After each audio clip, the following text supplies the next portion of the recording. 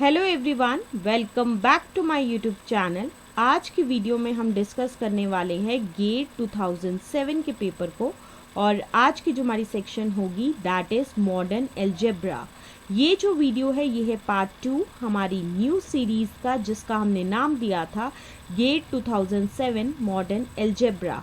अगर आपने पार्ट 1 ना देखा हो तो आप जाके देख सकते हो। तो चलिए स्टार्ट करते हैं आज की वीडियो को। आज का हमारा क्वेश्चन है let R x be the polynomial ring in x with real coefficients and let I be the ideal generated by the polynomial that is x square plus 1 in Rx। अब इस question में basically हमें given क्या है कि Rx जो है वो एक पॉलिनोमियल रिंग है इन x में, जहाँ के सारे कोफिशिएंट्स क्या है वो है रियल, और साथ ही साथ I जो है वो एक आइडियल है जो जनरेट हो रहा है bye the polynomial that is X square plus 1, जहाँ पे ये जो एक्स स्क्वायर प्लस 1 पॉलिनोमियल जो है वो कंटेन्ड है आर एक्स के अंदर। अब इस क्वेश्चन में हमें निकालना क्या है, हमें टोटल 4 ऑप्शंस दिए होंगे और हमें बताना है कि इन चारों में से कौन सा ऑप्शन सही है। So the options for this particular question are as follows. Option A है कि I is a maximal ideal. Option B है I is prime ideal but not a maximal ideal. Option C है I is not a prime ideal, and option D is the factor ring that is Rx divided by I has 0 divisors. So let's discuss the solution of this question। और solution को discuss करने से पहले हम discuss करेंगे कुछ important concepts को जिनको हम यूज़ करेंगे while solving this question। So सबसे पहला कॉन्सेप्ट जो हम डिस्कस करने वाले हैं दैट इज़ फील्ड। अब ये फील्ड क्या होता है, इस केस में क्या है कि एक इंटीग्रल डोमेन है that is F under addition and multiplication. इसे जो है हम कहेंगे कि ये जो है वो फील्ड है अगर ये सेटिस्फाई करता है इस कंडीशन को that is each non zero element of F has multiplicative inverse in F. So this is the definition of field. Now next we are going to discuss the examples of field that is R under addition and multiplication is a field, जहाँ पे ये जो R है ये denote कर रहा है set of real numbers, and C under addition and multiplication is also field, जहाँ पे ये जो C है वो represent कर रहा है set of complex numbers। So these are the two examples of fields. Next जो हम definition discuss करने वाले हैं that is the definition of zero divisors। अब ये zero divisors क्या होता है, इस केस में क्या है कि हम मान के चलेंगे कि R जो है वो एक रिंग है, A जो है वो एक नॉन ज़ीरो एलिमेंट है जो बिलोंग कर रहा है R के अंदर। इस A को जो है हम कहेंगे कि ये जो है वो ज़ीरो डिवाइज़र होगा फ्रॉम लेफ्ट अगर ये सेटिस्फाई करता है इस कंडीशन को that is there exist a b जो बिलोंग कर रहा होगा आर के अंदर, और साथ ही साथ ये जो बी है ये नॉट इक्वल टू ज़ीरो के बराबर होगा और a इंटू बी जो है वो इक्वल टू ज़ीरो के बराबर होगा। यहाँ पे इस b को जो है हम कहेंगे that it is the right zero divisor. Now a and b are called zero divisors if they are zero divisors from right as well as from the left one. So this is the definition of zero divisors. Now next we are going to discuss some examples that is R under addition and multiplication and C under addition and multiplication have no zero divisors. This point is to be noted here that इन दोनों के पास जो है वो zero divisors नहीं होते हैं।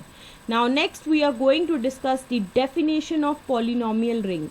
अब ये पॉलिनोमियल रिंग क्या होता है कि इस केस में क्या करेंगे, हम मान के चलेंगे कि R जो है वो एक कम्यूटेटिव रिंग है, तो ये जो सेट है दैट इज आर एक्स जिसमें एलिमेंट्स कुछ इस तरीके के फॉर्म के हैं that is a naught plus a one x plus a two x square plus so on up to a n x की power n plus so on, जहाँ पे ये जो ए आई है ये बिलोंग कर रहे हैं आर के अंदर, और इस सेट आर एक्स को जो है हम कहेंगे कि ये जो है वो पॉलिनोमियल रिंग है आर के अंदर। So this is the definition of polynomial ring. Now next we are going to discuss the definition of irreducible polynomial.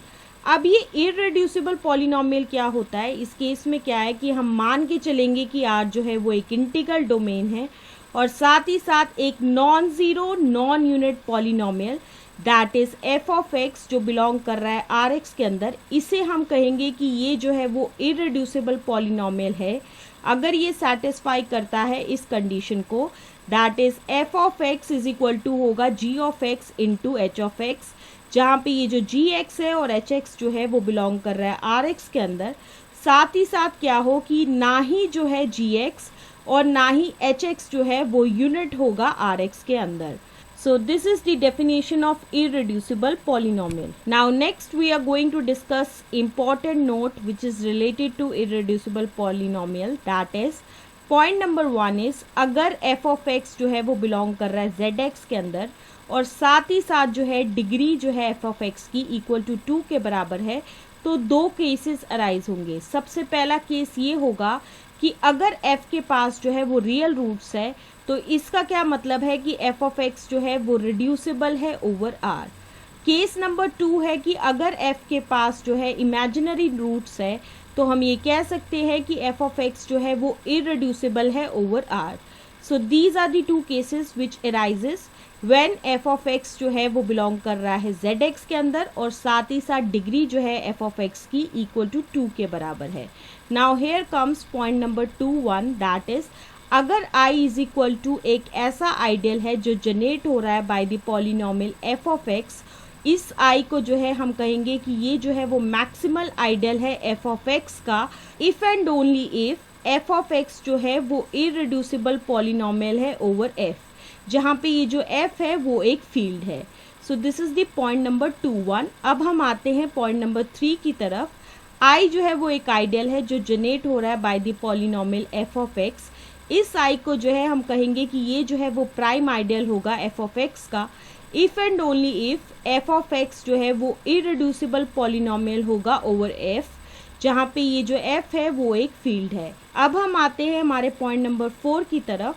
अगर f ऑफ x जो है वो एक इररिड्यूसिबल पॉलिनोमियल है rx के अंदर, then the factoring that is rx divided by generated by the polynomial f of x जो है वो आइसोमॉर्फिक होगा r के या तो c के। ओके, अब हम आते हैं हमारे गिवन क्वेश्चन की तरफ। जैसा कि हमारे क्वेश्चन में हमें क्या गिवन है कि rx जो है वो एक पॉलिनोमियल रिंग है x के अंदर विद रियल कोफिशिएंट्स। इसी चीज़ को जो है हम ऐसे भी लिख सकते हैं, it is the set which contains the elements that is a0 plus a1x plus a2x square plus so on up to an x की power n plus so on, जहाँ पे ये जो ai है ये बिलोंग कर रहे हैं r के अंदर। ओके, और साथ ही साथ एक और चीज़ हमें गिवन है, दैट इज i जो है वो एक आइडियल है जो जनरेट हो रहा है bye the polynomial that is x square plus 1 in rx। और इसी चीज़ को जो है हम ऐसे भी लिख सकते हैं, अब ये किस टाइप का सेट होगा, इसमें एलिमेंट्स कुछ इस तरीके के फॉर्म के होंगे, that is x square plus 1 into f1x, जहाँ पे ये जो f1x है ये बिलोंग करेगा rx के अंदर। अब हमारा नेक्स्ट स्टेप क्या होगा कि हम मान के चलेंगे कि f ऑफ x किसके बराबर है, x स्क्वायर प्लस 1 के बराबर है। इसी x स्क्वायर प्लस 1 को हम ऐसे भी लिख सकते हैं, that is x plus iota into x minus iota, जहाँ पे g ऑफ x किसके बराबर है, x प्लस आयोटा के बराबर है। और ये जो चीज़ है ये बिलोंग नहीं कर रही है rx के अंदर। साथ ही साथ h ऑफ x जो है वो इक्वल टू होगा x माइनस आयोटा के, और ये भी चीज़ जो है वो बिलोंग नहीं कर रही है rx के अंदर। सो यहाँ से हमें क्या पता चला कि f of x is equal to x square plus 1 जो है वो एक इररिड्यूसिबल पॉलिनोमियल है r के ऊपर। अब जैसा कि हमने ये प्रूफ कर दिया है कि f of x is equal to x square plus 1 जो है ये एक इररिड्यूसिबल पॉलिनोमियल है ओवर r, और साथ ही साथ r जो है वो एक फील्ड है, तो अब हमें यहाँ से क्या पता चला कि i इज इक्वल टू एक ऐसा ideal that is generated by the polynomial f of x which is equal to, इसको ऐसे भी लिख सकते हैं, और ये क्या होगा, एक मैक्सिमल आइडियल भी होगा और साथ ही साथ एक प्राइम आइडियल भी होगा r का। Okay, From the above discussion, let us discuss some conclusion points that are option A में क्या था कि i जो है वो एक मैक्सिमल आइडियल होगा, और ये चीज़ जो है वो सही है क्योंकि हमने अभी प्रूफ किया है कि i जो है वो एक मैक्सिमल आइडियल होगा।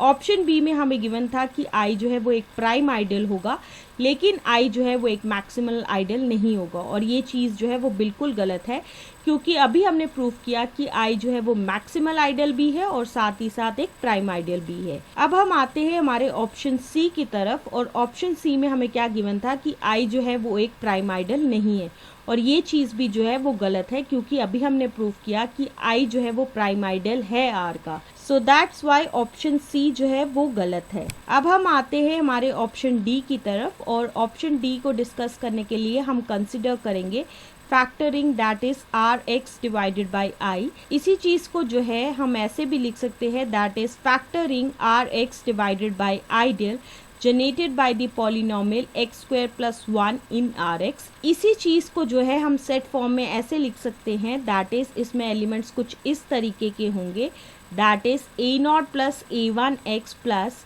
Generated by x square plus 1, जहाँ पे ये जो ए नॉट है और ए वन जो है वो बिलोंग कर रहा है आर के अंदर। इस चीज को जो है हम लिखेंगे इक्वेशन नंबर 1। अब हम क्या करेंगे, हम कंसिडर करेंगे that is X square plus 1 plus generated by polynomial x square plus 1 is equal to होगा 0 plus generated by the polynomial x square plus 1 in R X, which further implies that X square plus 1 जो है वो equal to 0 के बराबर होगा।